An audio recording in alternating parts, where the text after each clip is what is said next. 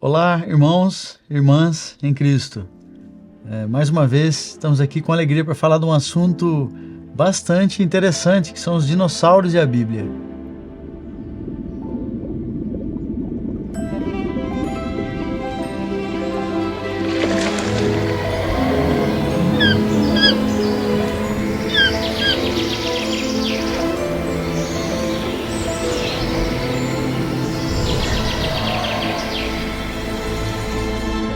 Essa é uma série de aulas que nós apontamos para a maravilhosa beleza da criação e uma das criaturas mais magníficas, né, que tem estimulado a nossa criatividade até mesmo, tem sido os dinossauros.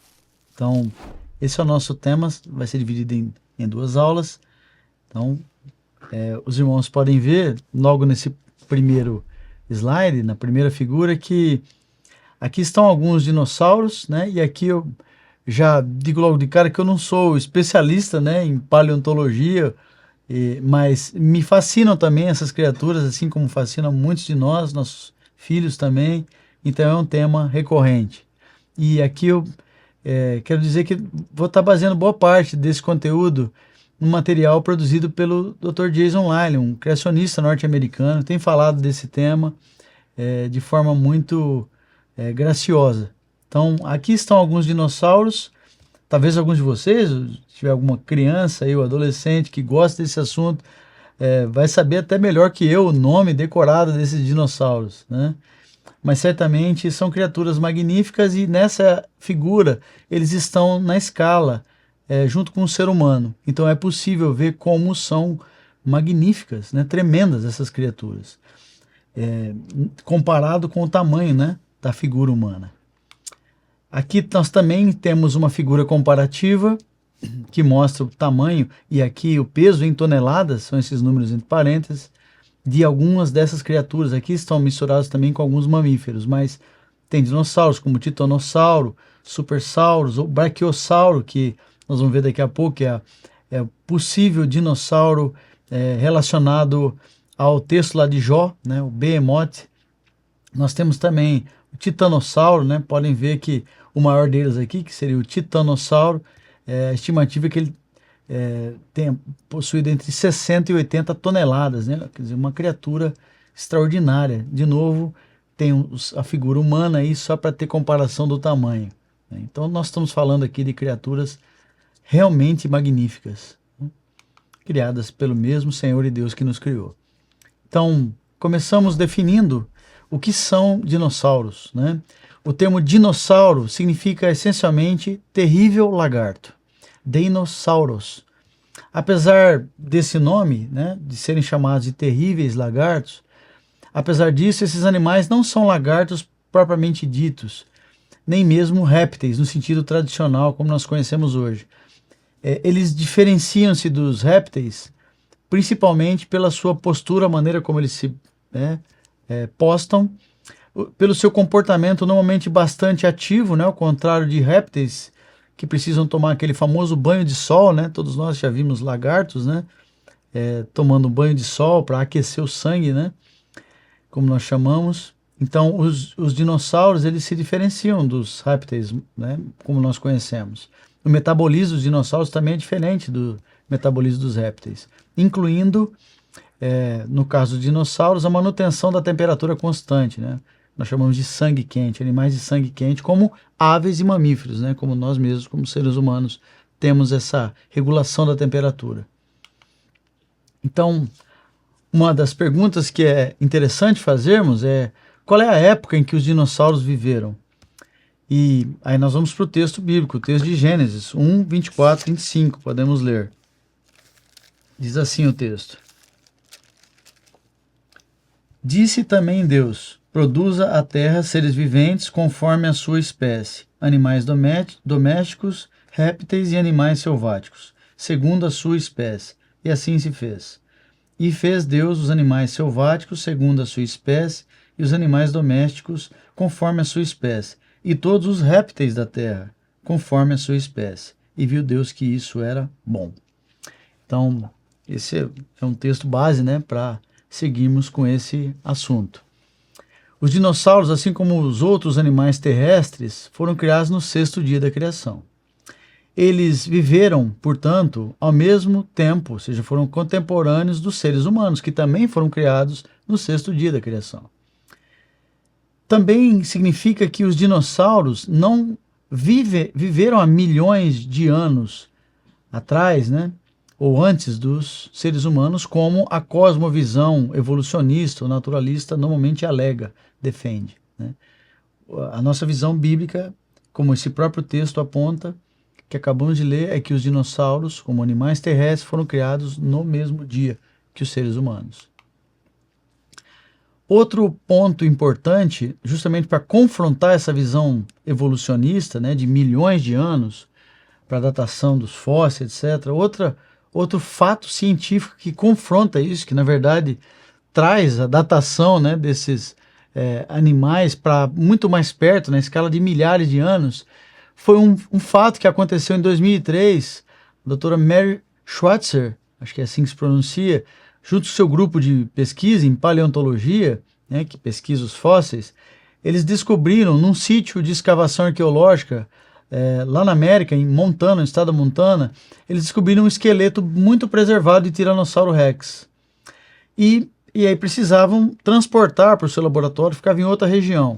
Chamaram um helicóptero para isso, né? E durante o transporte, no helicóptero, um osso do fêmur desse fóssil se partiu em 2 pedaços. Estava um pouco frágil, se partiu e eles coletaram os fragmentos que sobraram dessa fissura do osso e levaram para o laboratório, onde fizeram uma série de análises. E o que encontraram? Algo surpreendente que revolucionou a comunidade científica de paleontologia nessa época, e de lá para cá eles ainda estão estudando esses resultados. Encontraram o chamado tecido mole. O tecido mole é tecido que não é ósseo, né? E o tecido mole, o fato de ter encontrado isso num fóssil de Tiranossauro Rex, que normalmente eles costumam datar com milhões de anos, confronta essa visão completamente, né? O tecido mole não pode ser preservado por milhões de anos. A única possibilidade é que esses fósseis tenham apenas milhares de anos, que, de novo, é um fato que está alinhado com a verdade bíblica, que acabamos de falar. Então, esse foi um acontecimento revolucionário e agitou bastante a comunidade científica de paleontologia para tentar explicar esses resultados, essas evidências científicas. Mas, de novo, precisamos lembrar das escalas, para discutir as escalas de tempo, né? Ordens de grandeza ou escalas. O que nós chamamos de unidade é um número não seguido de nenhum zero. O que nós chamamos de milhar é um número seguido de 3 zeros, né? 1000, 2000, 3000. Milhão seria 6 zeros depois do dígito e bilhão seriam 9 zeros depois do dígito. Então, são escalas crescentes que vão multiplicando de 1000 em 1000. Portanto, na cosmovisão evolucionista ou naturalista, estou usando mais ou menos como sinônimos aqui, apesar de não serem, mas nessa visão de mundo naturalista, o planeta Terra teria 4,5 bilhões de anos, 9 zeros depois do número. Enquanto o universo, segundo a visão deles, teria 13,7 bilhões de anos. Essa é a visão que eles têm, é isso que eles defendem. Mas quem tem essa visão, essa cosmovisão, né, naturalista, também declara que os fósseis, por exemplo, de dinossauros e outras criaturas, teriam sido depositados nas últimas centenas de milhões de anos, na escala já de milhões, né? 6 zeros depois do número. Portanto, precisamos relembrar a linha de tempo bíblica, a linha de tempo que nós temos seguido segundo o relato histórico e literal de Gênesis, a interpretação de Gênesis de forma histórica e literal, aqueles dias de criação como dias de 24 horas, é que Cristo é o centro da história, né? O Senhor da história, mas também é o centro da nossa linha do tempo, né? Antes de Cristo, depois de Cristo, né? Normalmente no calendário ocidental. 2000 anos antes de Cristo seria a época de Abraão, e 4000 anos antes de Cristo, ou 2000 anos antes de Abraão, seria o relato histórico e literal que nós encontramos particularmente em Gênesis 1 e 2, né, os capítulos 1 e 2, com 6 dias literais de 24 horas de criação e um dia de descanso. Quem gostaria de ter mais evidências ou estudar mais sobre a idade do universo e da Terra, pode encontrar muitas fontes, hoje em dia, muito material de primeira qualidade, produzido por sociedades criacionistas, no Brasil e fora do Brasil, mas esse é apenas uma boa referência que eu posso deixar aqui com vocês, nesse link com 101 evidências para uma Terra e universo jovens, nessa escala de milhares de anos. É uma sociedade de criacionismo norte-americana. Os evolucionistas ou naturalistas, eles alegam que a idade do universo seria de 13,7 bilhões de anos, por aí.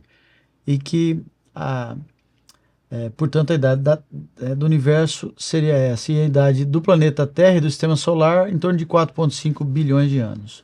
Embora os indicadores de idade sejam chamados de relógio, né, esse é o nome que aparece na literatura, clocks, né, relógios, eles não são de fato relógios, propriamente dito como nós conhecemos, né? Não tem a precisão dos relógios que nós conhecemos, pois todas essas idades, né, mapeadas aí nesses números, resultam de cálculos que necessariamente envolvem fazer pressuposições. O próprio resultado dessa datação envolve pressuposições. E quando nós falamos de pressuposição, nós estamos falando de cosmovisão.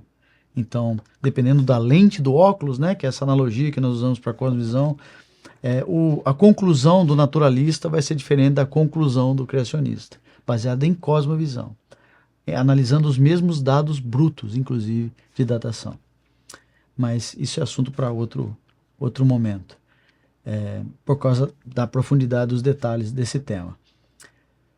Nós devemos supor, né, que esses relógios, clocks, como eles chamam, para dar essas datas que eles apontam, de bilhões, milhões de anos para os fósseis, por exemplo, eles nunca teriam sido interrompidos, esses relógios. A velocidade desses relógios não houve nenhuma variação, né, ao longo do tempo, e essas pressuposições não são necessariamente verdadeiras, né, em todos os casos.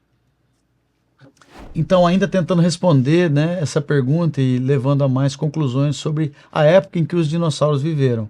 Baseado na cultura secular e nos filmes, por exemplo, as pessoas se perguntam como, né, os dinossauros conviveram com Adão e Eva, foram criados no mesmo dia, né, no sexto dia da criação, como um Tiranossauro Rex, que é bem conhecido dos filmes, né, de Hollywood, e como esse animal viveu com os primeiros seres humanos e não tentou comer, né, os seres humanos, porque essa visão de que os dinossauros são feras, né, monstros. Mas, na verdade, os dinossauros não foram criados como monstros, né, mas apenas animais inicialmente herbívoros. Isso fica claro no texto de Gênesis 1:30. Todas as criaturas eram herbívoras, né, incluindo Adão e Eva.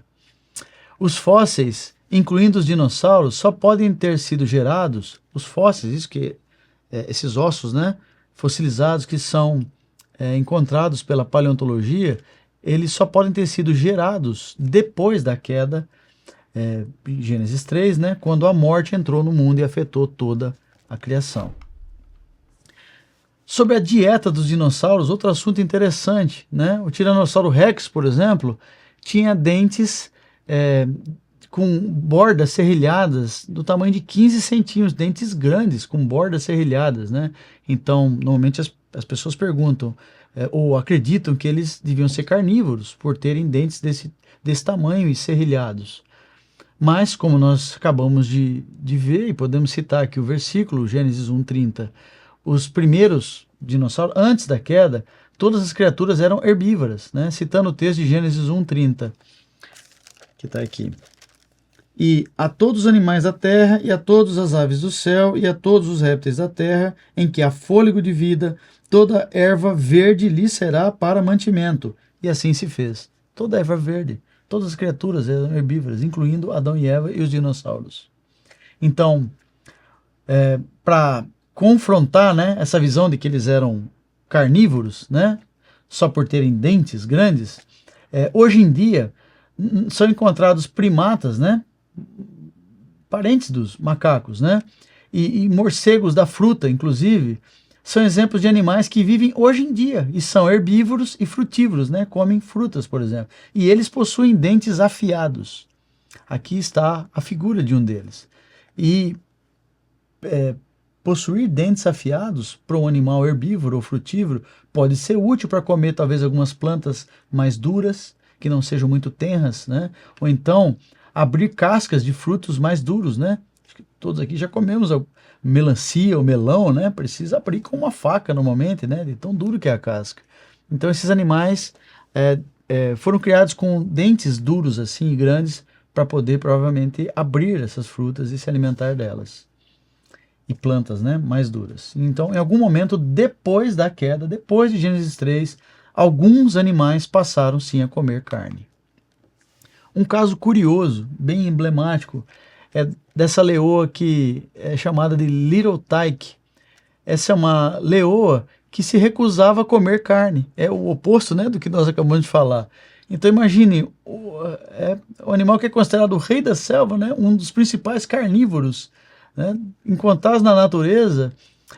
No caso dessa leoa, os donos dela, inclusive, lançaram um desafio para quem conseguisse fazê-la comer carne. Tem a foto aí em detalhe, né, no açougue, você percebe pelas carnes penduradas, oferecendo carne para a leoa Little Tyke e ela virando o rosto, né? Então, não tem uma associação direta entre o tamanho de dentes ou o padrão de comportamento desses animais e o fato de eles serem carnívoros ou herbívoros. Mas vamos para a escritura, né? Novamente, voltando para a escritura e perguntando se os dinossauros são mencionados na Bíblia, né? Então, esse fato, né, da leoa Little Tyke, inclusive nos faz lembrar aquele texto maravilhoso de Isaías 11, versos 6 e 7, que diz: o lobo habitará com o cordeiro, e o leopardo se deitará junto ao cabrito.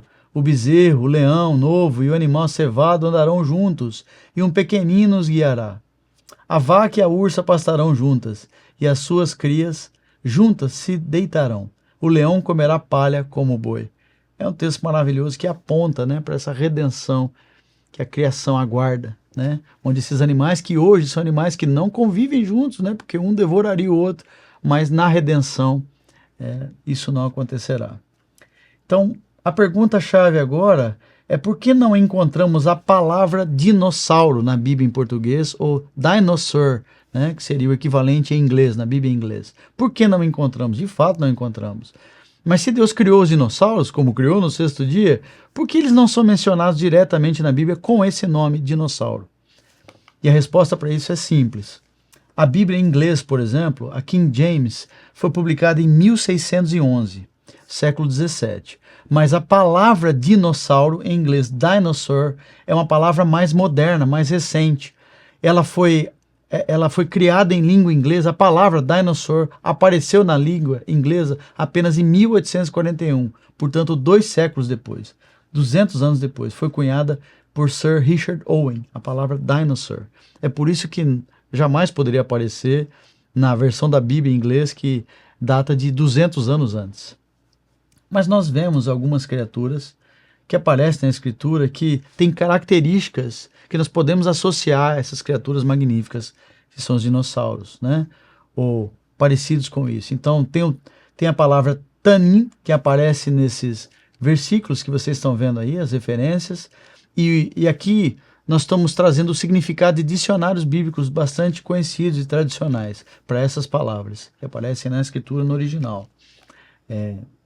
Nesse caso aqui, no Antigo Testamento, né? Tanim seria um monstro marinho, um dragão, serpente, talvez um dinossauro. Essas são palavras do próprio do próprio dicionário bíblico, um dicionário bastante tradicional. Saraf é outra dessas palavras, né, que seria traduzido por serpente abrasadora, serpente volante ou serpente voadora, né, vem do inglês Flying Fire Serpent, aparece nas escrituras nesses textos que os irmãos estão vendo aí. Números, Deuteronômio, Isaías, né? A palavra Behemoth, né, aparece lá em Jó 40, verso 15, nós vamos falar mais sobre isso, e os dicionários bíblicos trazem dessa forma, talvez um dinossauro, um diplodocus, um brachiosauro, até o tipo, né, o dinossauro.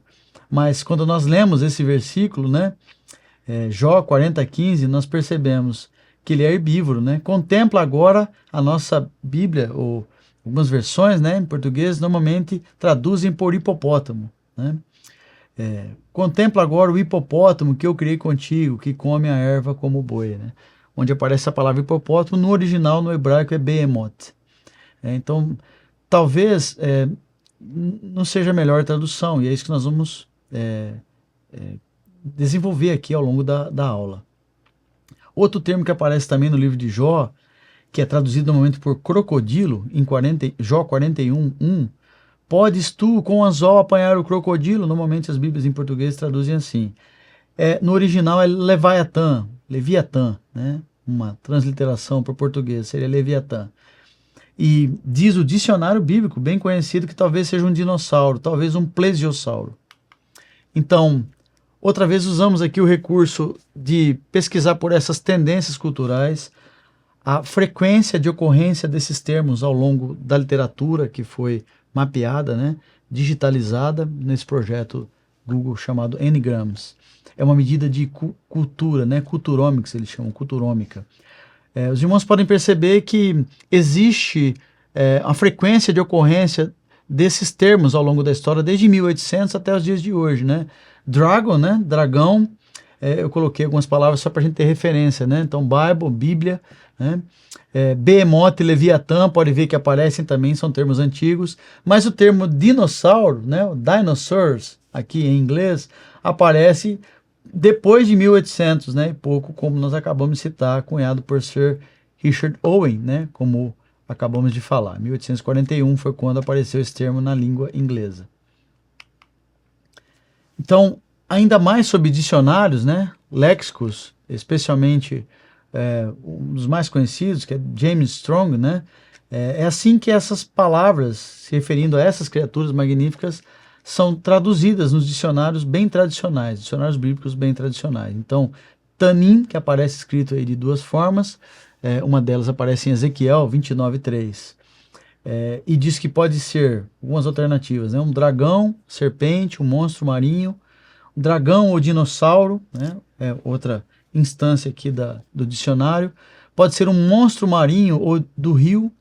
Também pode ser uma serpente, uma cobra venenosa, né?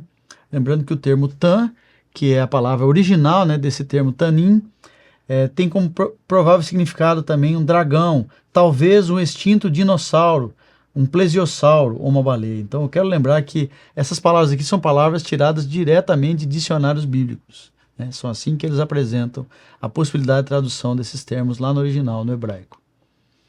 Outro termo também é Behemoth, né?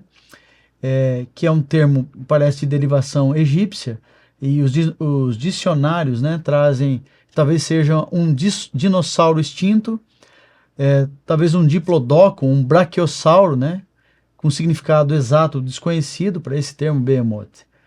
Alguns traduzem esse termo Behemoth como um elefante ou um hipopótamo, né, normalmente é assim que aparece nas Bíblias em português, mas se analisarmos, né, a descrição que Jó faz dessa criatura no capítulo 40, especialmente os versos 15 a 24, é impossível que essa criatura seja um hipopótamo ou um elefante, pela descrição. Por exemplo, no verso 15 do capítulo 40, Jó diz, no texto aparece, né, contempla agora o hipopótamo, né, o Senhor, né, falando lá com Jó, contempla agora o hipopótamo que eu criei contigo, né? Quer dizer, era contemporâneo de Jó, como acabamos de ver, né? Foi criado junto com os seres humanos, no sexto dia da criação. Então eram animais que conviveram com os seres humanos e conviveram com Jó, no texto aqui fica claro.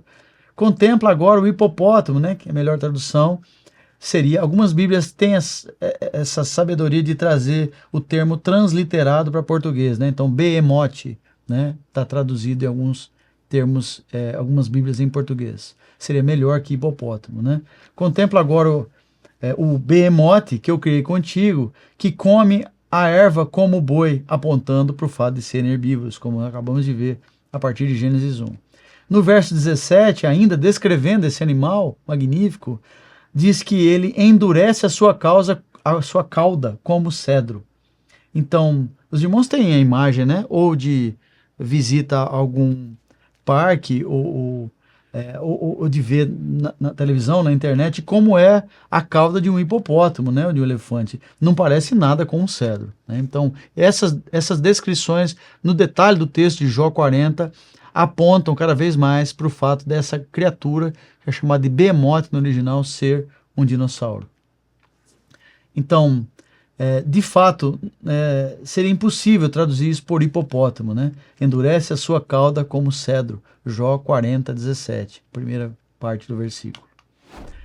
A possibilidade mais consistente para esse animal, com o conhecimento que se tem hoje dos dinossauros, seria um braquiossauro, como o próprio dicionário bíblico aponta.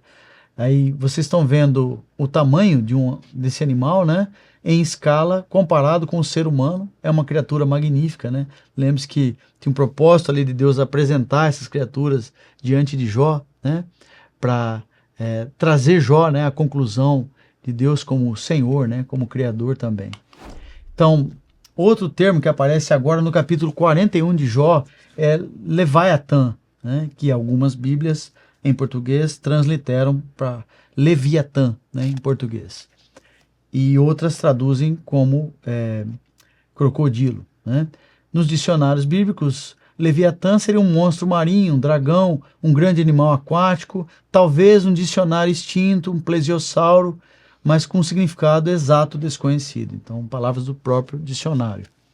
Alguns acreditam que seja uma espécie de crocodilo, né? E por isso aparece em algumas Bíblias em português. Mas a partir da descrição que Jó faz, dos versos 1, quer dizer, a descrição que aparece no livro de Jó, melhor dizendo, né? No capítulo 41, nos versos de 1 a 34, da descrição desse animal, que é o Leviatã, é evidente que não é possível ser um crocodilo. Parece ser um animal grande, que de alguma forma expele fogo, inclusive, calor pela boca, assim como o besouro bombardeiro, que é conhecido nos dias de hoje, né? Que tem um mecanismo que produz explosão e calor. Assim, um grande dragão, né, do mar, por exemplo, pode ter tido um mecanismo que produzia chama, calor, né, tornando-se assim um verdadeiro dragão que expelia fogo, né, essa visão do Leviatã. Mas por que não poderia ser um crocodilo, né? Há evidências históricas e arqueológicas na região do Nilo, onde havia o costume de caçar e matar crocodilos desde o século I a.C., como pode ser observado no mosaico do Nilo encontrado no local antigo Templo da Fortuna. Heródoto, famoso historiador do século V a.C., ele descreveu que, para alguns egípcios, os crocodilos eram de fato sagrados. Mas para outros egípcios, esses animais eram presas, eram inclusive consumidos, né, como alimento. Então, as pessoas na área de Elefantina, uma região lá do Egito, caçavam e comiam crocodilos, porque não consideravam eles sagrados. Então, essa ideia de que o Leviatã, né, era um crocodilo, ela vai perdendo força rapidamente. Uma das possibilidades mais consistentes é que esse animal, descrito no capítulo 41 de Jó, essa criatura magnífica, o Leviatã, seja um plesiosauro, né? O plesiosauro é um animal que tem nadadeiras, né, que é aquático. Não pode ser um crocodilo, pois os crocodilos não têm tanta força no pescoço, como aparece no verso 22, né, apontando para que o Leviatã tivesse força no pescoço, né? Mas o crocodilo, nós sabemos que tem força na cauda, né? Acho que todo mundo já se deparou com algum lagarto, talvez, né?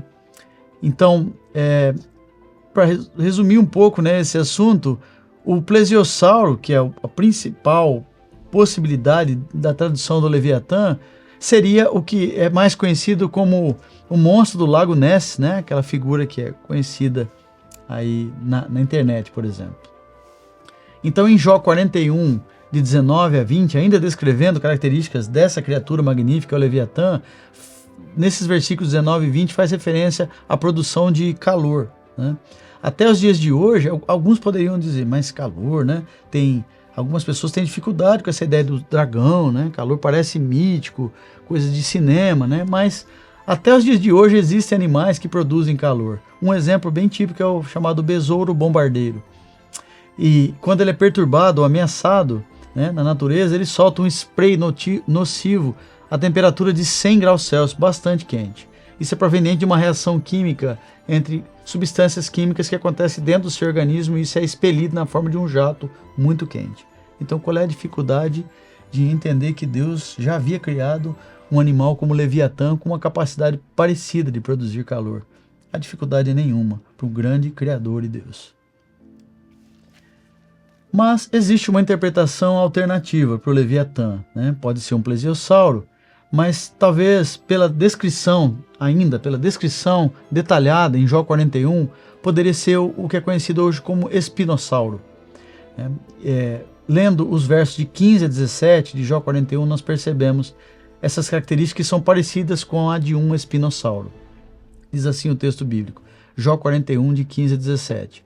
As fileiras de suas escamas são o seu orgulho, cada uma bem encostada como por um selo que as ajusta. A tal ponto, uma se achega à outra, que entre elas não entra nem o ar. Umas às outras se ligam, aderem entre si e não se pode separar. Então dá para ver a figura em escala, né? Também dá para perceber que é um animal magnífico, perto do tamanho do ser humano. E com essas camadas de escama, né? Como o texto de Jó descreve. Em relação à locomoção do Leviatã, no verso 25, né? Ainda de Jó 41, diz assim, levantando-se ele, o Leviatã, tremem os valentes, né? Então aqui aparece esse animal, o espinossauro, nessa postura ereta, comparado com o tamanho do ser humano também, com uma possibilidade de ser esse animal, descrito como Leviatã em Jó 41. Essas são verdades gloriosas, né? Magníficas, são criaturas extraordinárias, né? Que Deus criou, e isso suscita curiosidade, né? As crianças também, mas também adultos, e nós precisamos ter a sobriedade de primeiro olhar para essas questões do ponto de vista escriturístico, olhando para essas palavras, como já foi dito aqui, não aparece a palavra dinossauro, né, em nossas Bíblias, nem em inglês, nem em português, mas aparecem essas criaturas com características bem parecidas com esses animais magníficos. Então, toda a glória, né, da criação desses animais seja dada ao grande Senhor, Criador de tudo isso. A Ele toda a glória. Amém.